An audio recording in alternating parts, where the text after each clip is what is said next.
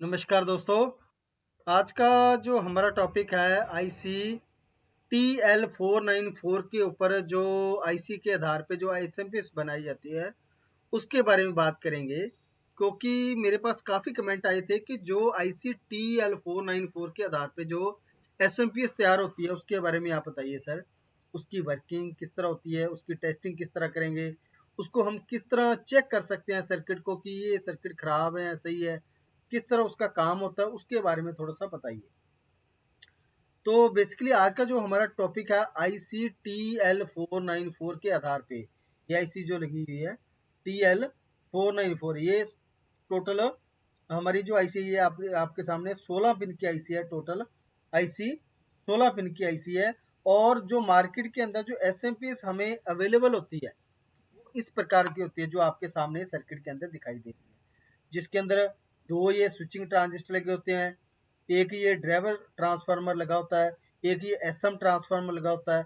उसके बाद ये डीसी आउटपुट स्टेज बनी होती है, यहाँ पे ये डीसी पैकेज डायोड लगा होता है जो कि डीसी को एसी को डीसी में कन्वर्ट करता है। तो इसकी वर्किंग किस तरह है, इसको चेक किस तरह करेंगे, इसकी टेस्टिंग किस तरह होगी, इसके बारे में आज बात करेंगे। सबसे पहले तो जिन्होंने भी अभी तक हमारे चैनल को सब्सक्राइब नहीं किया है, कृपया वो चैनल को सब्सक्राइब करें। अगर आपको वीडियो अच्छी लगे लाइक और शेयर जरूर करें। तो आज का हमारा जो टॉपिक है TL494 के आधार पे जो एसएमपीएस हमें मार्केट के अंदर या मार्केट के अंदर अवेलेबल होती है, उसकी वर्किंग टेस्टिंग और पिन डिटेल किस तरह होती है, उसकी फॉल्ट फाइंडिंग किस तरह होती है, उसके बारे में आज करेंगे, जो कि आईसी TL494 के आधार पे। तो सबसे पहले जो फिजिकल आपको आईसी मिलती है, जो फिजिकल आपको डायग्राम मिलता है वो आपके सामने है। जो एसएमपी ये आपको दिखाई देती है, ये जो आईसी लगी है 16 पिन की, ये आईसी है TL494 आईसी। ठीक है, ये आईसी TL494 आईसी होती है। सबसे पहले तो जो हमें फिजिकल दिखाई दे रहा है उसकी वो वर्किंग कौन सी है, कौन कौन सी स्टेज है, किस तरह ये आईसी काम कर रही है उसके बारे में करेंगे। सबसे पहले ये जो दो पिन होती है ये होती है मेन इनपुट के लिए। यहाँ पे मेन इनपुट यानी एसी सप्लाई दी जाती है। उसके बाद फ्यूज के माध्यम से ये कॉइल लगी हुई है हमारी, और ये हमारा ब्रिज पैकेज डायोड लगा हुआ है, और ये एनटीसी लगा हुआ है। इसके माध्यम से ये ब्रिज पैकेज डायोड के बाद ये सप्लाई डीसी हो जाती है। डीसी होने के बाद उस डीसी को फिल्टर करने के लिए ये दो कैपेसिटर लगाए जाते हैं, जिसे हम बोलते हैं पुश पुल विधि। यानी एक तरफ से ये वोल्टेज को खींचता है और दूसरी तरफ ट्रांसफर कर देता है, इसे बोलते हैं पुश पुल विधि। तो पुश पुल विधि से ये दो कैपेसिटर लगाए जाते हैं, और हीट सिंक के साथ जो ये दो अटैच है इसको बोलते हैं 13009। ये हमारे ट्रांजिस्टर है 13009 ट्रांजिस्टर। ये दो एक ही नंबर के, सेम नंबर के, एक ये और एक ये दोनों लगे होते हैं। और इनको ऑपरेट करवाने के लिए ये आईसी TL494 आईसी का प्रयोग किया जाता है। लेकिन ये आईसी TL494 डायरेक्ट इस ऐसे यानी स्विचिंग को ये सिग्नल नहीं देती है, ये सिर्फ ऑन करती है ड्राइवर स्टेज को। ये ड्राइवर ट्रांसफार्मर है हमारा। इसको ऑन करने के लिए यहाँ पे ड्राइवर ट्रांजिस्टर लगाए जाते हैं। एक तो यहाँ पे ये ट्रांजिस्टर लगा हुआ है, और एक इस जगह पे ये ट्रांजिस्टर लगा हुआ है, ड्राइवर ट्रांजिस्टर। ये ट्रांजिस्टर ऑन होके इस एसएम जो ड्राइवर ट्रांसफार्मर इसको ऑन करते हैं, और ये ट्रांसफार्मर ऑन होके इस स्विचिंग को ऑन करता है। और ये स्विचिंग ट्रांजिस्टर ऑन होने के बाद ये हमारे एसएम ट्रांसफार्मर जो होता है इसको ऑन करता है। और ये एसएम जो हमारा ट्रांसफार्मर ऑन होने के बाद यहाँ पे ये बोर्ड आते हैं, जो कि पैकेज डायोड लगा हुआ है, जो कि एसी को डीसी में कन्वर्ट करता है। ये जो एसी हमारी ये ट्रांसफार्मर पास आउट करेगा उसको इसके माध्यम से डीसी में कन्वर्ट किया जाता है। और डीसी को कन्वर्ट करने के बाद एक कॉइल लगाई जाती है, जिससे उसके अंदर अगर एसी इलेक्ट्रॉन रह जाए तो उसको साफ किया जाए। और उसके बाद ये जो चार कैपेसिटर लगाए गए हैं यहाँ पे, ये उस डीसी प्लग को फिल्टर करके हमें आउटपुट के रूप में यहाँ पे अवेलेबल मिलते हैं, यानी यहाँ पे प्राप्त होते हैं। दो ये पिन जो होती हैं, ये तीन पिन जो है पॉजिटिव की होती हैं, ये जो तीन पिन है ये नेगेटिव की होती हैं। एक ये अर्थ का होता है, और एक ये न्यूट्रल है, और एक ये फेस होता है। इस तरह ये यहाँ पे सप्लाई दी जाती है हमें। अब बात करेंगे, ये तो हो गया हमें फिजिकल जो हमारे दिखाई देती है, लेकिन हमें जो सर्किट के आधार पे ये आईसी किस तरह काम करती है उसके बारे में करेंगे। तो सर्किट ये आपके सामने ये देख सकते हैं, ये पूरा पूरा उसी सप्लाई का सर्किट बना हुआ है जो IC TL494 के आधार पे बनाई गई। तो सबसे पहले ये सर्किट के अंदर किस तरह काम होता है, सर्किट के अंदर सप्लाई किस तरह शुरू होती है, उसके बाद कौन कौन से सेक्शन के अंदर जाती है, किस तरह SM ट्रांसफार्मर ऑन होता है, किस तरह हमारा ड्राइवर ट्रांसफार्मर ऑन होता है, और किस तरह हमें DC प्राप्त होती है 12 से लेके 24 वोल्ट। तो सबसे पहले ये आप देख सकते हैं कि हमें 220 वोल्ट या 230 volt input main AC supply इस जगह पे दी जाती है, और इस जगह के बाद ये क्वाइल लगाई जाती है, क्वाइल के बाद ये कैपेसिटर लगाए जाते हैं, कैपेसिटर के बाद ये ब्रिज पैकेज लगाया जाता है जो कि AC को DC में कन्वर्ट करता है। जब ये DC सप्लाई कन्वर्ट हो जाती है तो दो ये बड़े कैपेसिटर लगाए जाते हैं जो मैंने आपको पहले दिखाया था सर्किट के अंदर। ये जो कैपेसिटर है दोनों, ठीक है, ये यहाँ पे आपको दिखाई दे रहे हैं, ये 470 UF 250 यानी 250 वोल्ट के हैं। तो इसको पुश पुल विधि से क्यों लगाया जाता है, एक तरफ तो ये इस कैपेसिटर का पॉजिटिव जोड़ा जाता है और दूसरे कैपेसिटर का एक तरफ नेगेटिव जोड़ा जाता है, और दोनों के जो नेगेटिव और पॉजिटिव बच जाते हैं उनको आपस में जोड़ा जाता है। ये देखिए आपस में जोड़ा जाता है, यहाँ से भी एक सप्लाई पास आउट करवाई जाती है और एक यहाँ से भी पास आउट होती है सप्लाई। तो इस तरह ये कैपेसिटर जुड़े होते हैं। तो कैपेसिटर के हिसाब से ये जो ऊपर वाली साइड होती है ये तो होती है हमारी पॉजिटिव सप्लाई, और ये होती है हमारी नेगेटिव सप्लाई यहाँ पे, और ये होती है हमारी कॉमन सप्लाई जो कि 300 वोल्ट के करीब करीब होगी, ठीक है, जो कि दो कैपेसिटर के सेंटर में से पास आउट, ठीक है जी। अब ये सर्किट के अंदर आप देख सकते हैं एक तो लगा, ये तो है हमारा SM ट्रांसफार्मर जिसे हम मेन ट्रांसफार्मर बोलते हैं, ये SM ट्रांसफार्मर, और एक छोटा ट्रांसफार्मर लगा होता है, जैसे मैं आपको सर्किट में दिखा देता हूँ। एक तो ये ट्रांसफार्मर लगा हुआ है जिसे बोलते हैं हम SM ट्रांसफार्मर, ये जो है बड़े वाला, ठीक है, ये है हमारा SM। और जो ये छोटा ट्रांसफार्मर लगा, ये जो लगा हुआ है इसे बोलते हैं ड्राइवर ट्रांसफार्मर, ठीक है जी। ये हमारा ड्राइवर ट्रांसफार्मर छोटे वाला, और ये बड़े वाला हमारा SM ट्रांसफार्मर, ठीक है जी। तो सर्किट के अंदर आप देख सकते हैं ये जो हमारा ट्रांसफार्मर ये है SM, और ये है हमारा ड्राइवर ट्रांसफार्मर। तो ये IC किस तरह काम करती है इसके बारे में बात करेंगे। सबसे पहले तो ये जो SMPS होती है, इसको ऑन करने के लिए हमारे पास ये TL494 IC होती है। सबसे पहले इसके ऊपर कुछ वोल्ट दिए जाते हैं इसको ऑन करने के लिए। ऑन करने के लिए इसको 12 वोल्ट की सप्लाई दी। तो 12 वोल्ट की सप्लाई मैं आपको बता, तो जो इसकी VCC पिन है, तो ये है इसकी 12 नंबर पिन कहाँ पे है, तो ये है इसकी, ये रही 12, ये होती है इसकी VCC पिन। 12 नंबर तो होगी इसकी VCC पिन, और पिन नंबर 7 जो है इसकी GND है, ये रही ग्राउंड, ठीक है। तो VCC पिन के ऊपर सबसे पहले पॉजिटिव वोल्ट दिए जाते हैं। वो पॉजिटिव वोल्ट कहाँ से मिलते हैं वो आप देख सकते हैं सर्किट के अंदर। तो ये जो पॉजिटिव वोल्ट है, ये एक बार जो पल्स इसको मिलती है पॉजिटिव की, सॉरी, ये एक बार जो पल्स मिलती है इसको, एक मिनट में इसको, ये देख सकते हैं आप, ये जो सर्किट है इसके अंदर जब ये इस SM ट्रांसफर को फर्स्ट टाइम एक बार सप्लाई दी जाती है, वो कहाँ से, ब्रिज पैकेज डायोड, जो ये ब्रिज डायोड है फिल्टर कैपेसिटर है, इसे एक बार इस SM ट्रांसफर को सप्लाई दी जाती है। जब इसको सप्लाई मिलती है तो यहाँ पे ये कुछ DC वोल्ट के ऑपरेट करता है, जिससे ये पिन नंबर 12 को दिए जाते हैं, और पिन नंबर 7 पे ग्राउंड होते हैं, जिससे ये IC एक बार ऑन होती है। ऑन होने के बाद पिन नंबर 8 और 11 ये इसकी आउटपुट के, जो ड्राइवर आउटपुट के लिए यूज की जाती है, पिन नंबर 8 और 11, इससे वोल्ट जाते हैं हमारे दो 18-15 ड्राइवर ट्रांजिस्टर होते हैं जो कि NPN ट्रांजिस्टर है, उनके बेस पे एक बार ये सप्लाई दी जाती है जब ये IC ऑन होती है। ऑन होने के बाद ये दोनों ट्रांसफार्म क्या करते हैं, एक transform emitter to collector negative और दूसरा एमिटर टू कलेक्टर नेगेटिव, यानी इस जगह पे नेगेटिव पल्स और इस जगह पे नेगेटिव पल्स, और बीच के अंदर ये पॉजिटिव सप्लाई जो कि पिन नंबर 12 पे होती है, वही पॉजिटिव 12 वोल्ट इसके कॉमन पॉइंट पे होती है जो कि ड्राइवर ट्रांसफार्मर हमारा होता है, ठीक है जी। जब यहाँ पे एक बार ऑन ऑफ की स्विचिंग होती है जी, ये ड्राइवर ट्रांसफार्मर क्या होता है, ऑन होता है। ऑन होने के बाद जो हमारे 13,009 है, एक ये और एक ये इसे बोलते हैं स्विचिंग ट्रांजिस्टर। तो ये ट्रांजिस्टर क्या होते हैं, एक बार ऑन होते हैं जिसे पल्स जनरेट होती है। कौन सी? एक जो ट्रांजिस्टर कलेक्टरोमीटर यहाँ पे इस कॉमन पॉइंट पे पॉजिटिव पल्स जनरेट करता है, और एक transistor emitter to collector negative, यहाँ पे नेगेटिव पल्स। तो यहाँ पे एक पल्स जनरेट होती है हाई और लो की। ये जो पल्स होती है कॉमन पॉइंट से हमारे कहाँ पे दिए जाते हैं, एसएम ट्रांसफार्मर के ऊपर, जो कि मेन ट्रांसफार्मर हमारा होता है उसके ऊपर ये पल्स दी जाती है।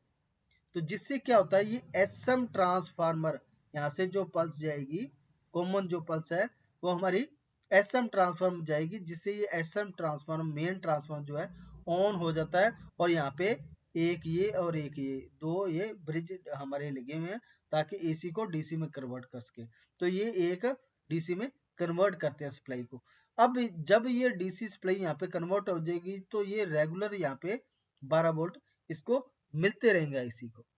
ठीक है, तो इस तरह ये एक बार सर्किट को ऑपरेट करवाती है। लेकिन जब ये ड्राइवर ट्रांसफार्मर ड्राइवर ट्रांजिस्टर और ये ड्राइवर ट्रांसफार्मर ऑन हो जाता है तो जिससे ये स्विचिंग भी ऑन हो जाती है और हमारा एसएम ट्रांसफार्मर जो मेन ट्रांसफार्मर है ये ऑन हो जाता है, जिससे ये सप्लाई रेगुलर यहाँ पे आउटपुट होती रहती है और उसी का फीडबैक हमारी जो वीसीसी पिन होती है उसके ऊपर मिलता रहता है। और ये हमारी TL494 आईसी ऑन रहती है और हमारे एसएमपीएस चलती रहती है। ठीक है, तो ये तो होती है, इस तरह ये एसएमपीएस काम करती है। अब बात करेंगे इसके अंदर फॉल्ट आने के बाद क्या प्रॉब्लम आती है, हम कैसे फॉल्ट को चेक करेंगे, कौन कौन से फॉल्ट आते हैं इसके अंदर। सबसे पहला जो फॉल्ट है यहाँ पे जो आउटपुट के अंदर लोड लगाने के बाद आपके यहाँ पे 5 वोल्ट, 3 वोल्ट या 10 वोल्ट या 8 वोल्ट रह जाते हैं जब भी हम लोड लगाते हैं। या इसके अंदर जो एलईडी लगाई जाती है, जो आउटपुट के अंदर हमारी एलईडी लगी होती है, ये मैं आपको एलईडी दिखा देता हूँ। ये जो एलईडी लगी हुई है यहाँ पे, जब भी यहाँ पे हम लोड लगाते हैं आउटपुट के अंदर तो ये एलईडी ब्लिंक करना शुरू कर देती है, ब्लिंक होती रहती है लेकिन लोड नहीं चलाती, नंबर एक। नंबर दूसरा, जब भी इसके ऊपर हम लोड लगाते हैं तो यहाँ पे वोल्ट जो डाउन हो जाते हैं, यानी 2 वोल्ट, 3 वोल्ट या 4 वोल्ट रह जाते हैं 12 के बजाय। ठीक है, तो मेजरली ये फॉल्ट आते हैं। और उससे पहले जो फॉल्ट आता है वो होता है कि जब हम इसको सप्लाई दे रहे हैं तो हमारी यहाँ पे ये एलईडी ऑन नहीं हो रही। ठीक है, यहाँ पे हमने इनपुट सप्लाई दे दी है तो हमारे सीरीज के अंदर जो बल्ब लगा वो ऑन हो गया है, तो हमारा bridge and filter stage okay है, लेकिन फिर भी हमारा आउटपुट नहीं आ रहा। तो उसके लिए क्या क्या फॉल्ट होगा ये इसी के अंदर मैं आपको बता देता हूँ। सबसे पहले तो अगर आपने सीरीज बोर्ड के अंदर ये इसको मेन एसी दी है तो अगर जब भी इसको एसी सप्लाई दोगे तो एक बार जो सीरीज के अंदर जो बल्ब लगा होगा वो कुछ सेकंड के लिए ऑन होके ऑफ हो जाएगा। जब भी ये हमारा सीरीज का बल्ब ऑन होके ऑफ होता है तो हमारी ब्रिज एंड फिल्टर स्टेज बिल्कुल ओके है। ठीक है जी, सीरीज के अंदर अगर बल्ब एक बार ऑन होके ऑफ होता है तो bridge and filter stage okay है। अगर सीरीज के अंदर हमारा बल्ब एक बार भी ऑन नहीं होता जब लगाते हैं तो हमारा फ्यूज या ये ब्रिज लाइट ओपन है, इसको आपको चेक करना पड़ेगा। लेकिन अगर बल्ब ऑन होके ऑफ हो जाता है तो bridge and filter stage okay है। अगर फिर भी आपको डाउट रह जाता है कि हमारा बल्ब जला है या नहीं जला है तो उसके बारे में कैसे क्लियर करेंगे, तो आपको सिंपल सा बता देता हूँ। अगर आपको नहीं पता लग रहा तो आप क्या करें, ये जो कैपेसिटर जो होते हैं इसका एक प्लस पॉइंट है, एक है माइनस पॉइंट। और अगर आप एक बार इसको सप्लाई देके इसको ऑफ कर दीजिए और इस कैपेसिटर को दोनों को शॉर्ट कर दीजिए, प्लस और माइनस को। अगर इसके अंदर जो करंट होगा तो ये ब्लास्ट करेगा, यानी इसके अंदर ब्लास्ट होगा कुछ छोटा सा, मीन्स जो करंट का डिस्चार्ज करने का जो ब्लास्ट होता है वो होगा। अगर ये ब्लास्ट इस तरह हो रहा है तो मीन्स आपका bridge and filter stage okay है, ये यहाँ से तक की पूरी स्टेज आपकी ओके है, आपको देखने की जरूरत है। ठीक है जी, अगर ये ओके है फिर भी आपकी एसएमपीएस काम नहीं कर रही है, आउटपुट नहीं दे रही है, तो अब मैं आपको बताता हूँ यहाँ पे एक ओम की इसके जो मॉसफेट ये ट्रांजिस्टर है इसके बेस के ऊपर एक रजिस्टर लगी होती है ओम के अंदर, जो कि 15 ओम के अंदर हो सकती है। तो ये आपको एक ये रजिस्टर और एक यहाँ पे लगी होती है ये रजिस्टर, दोनों को ओपन के लिए चेक करना पड़ेगा। तो मैं आपको सर्किट में दिखा देता हूँ अगर नहीं समझ लग रही है तो आपको। तो एक जो ये दोनों मॉसफेट है ना, इसके बेस पे कौन से रजिस्टर, एक ये सॉरी ये 1. एक तो ये रही इसके बेस पे और एक ये है इसके। ये दोनों रजिस्टरों को आप ओपन के लिए चेक करना है। अगर ये रजिस्टर आपकी बीप नहीं शो कर रही, क्योंकि मैंने पहले भी सर्किट में करवाया है कि 0.1 से लेकर ओम से लेकर 33 ओम तक रजिस्टर के अंदर बीप आती है। अगर मल्टीमीटर से आप चेक करोगे तो 0.1 ओम से लेकर 33 ओम तक बीप आएगी। कोई भी रजिस्टर है जो ओम के अंदर है, 33 ओम से कम है उसके अंदर बीप आएगी। तो ये तो है हमारी जो रजिस्टर लगी है इसके बेस पे, वो कौन सी है।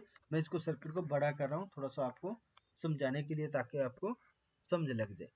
तो ये देखिए इसके बेस पे कौन सी लगी है, ये 1.5 और इसके बेस पे भी कौन सी लगी है 1.5। ये इस रजिस्टर को आपको ओपन के लिए चेक करना है। अगर इसके अंदर बीप की आवाज नहीं आ रही, बीप शो नहीं हो रहा, ठीक है, पहले तो ये आपको ओपन के लिए चेक करना पड़ेगा।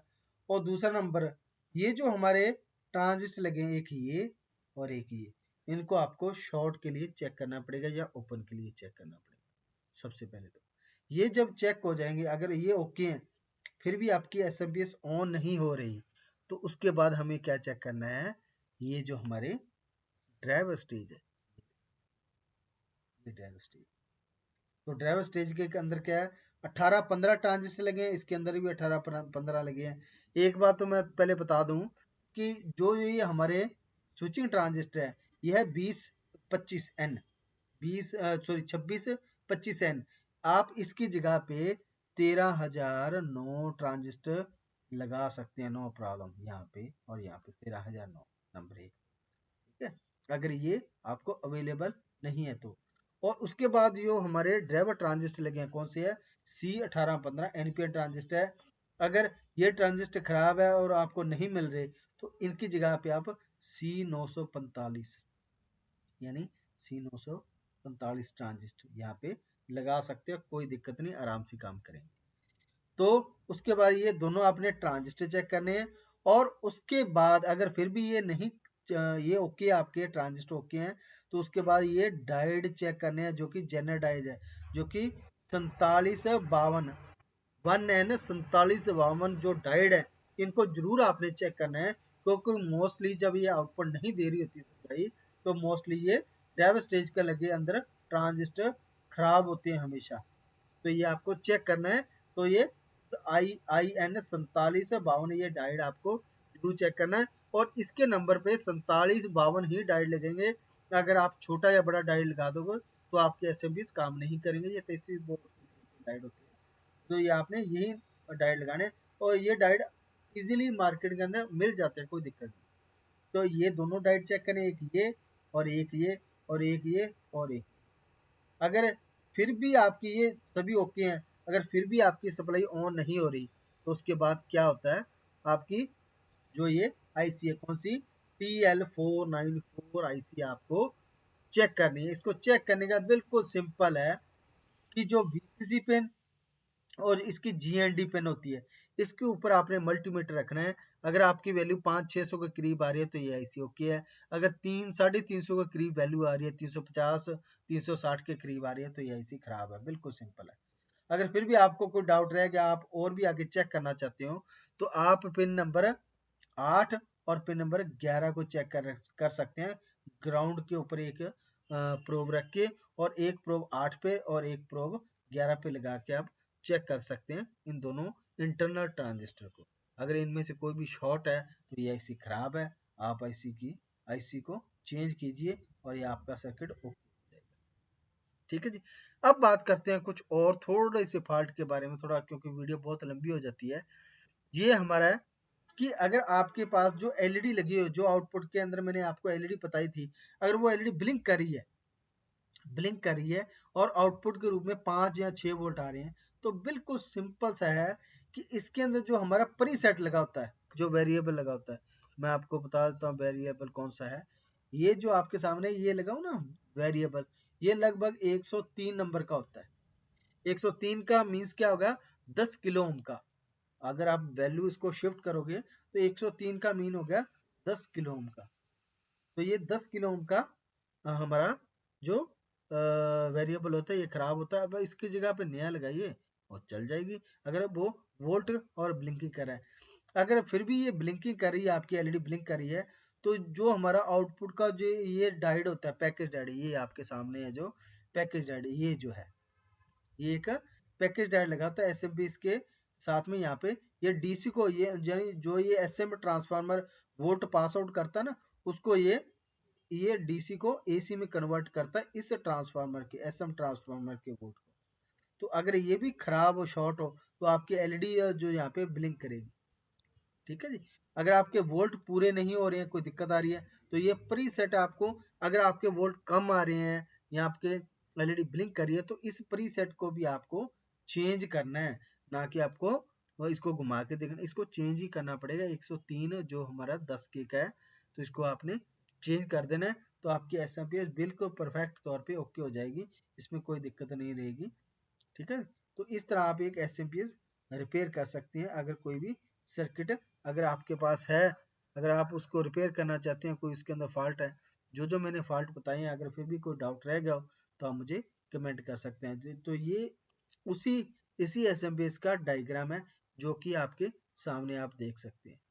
ठीक है जी। अगर आपको वीडियो अच्छी लगी हो तो लाइक, शेयर और सब्सक्राइब जरूर करें। अगर आपके पास भी कोई टॉपिक है तो आप मुझे कमेंट कर सकते हैं। तब तक के लिए धन्यवाद।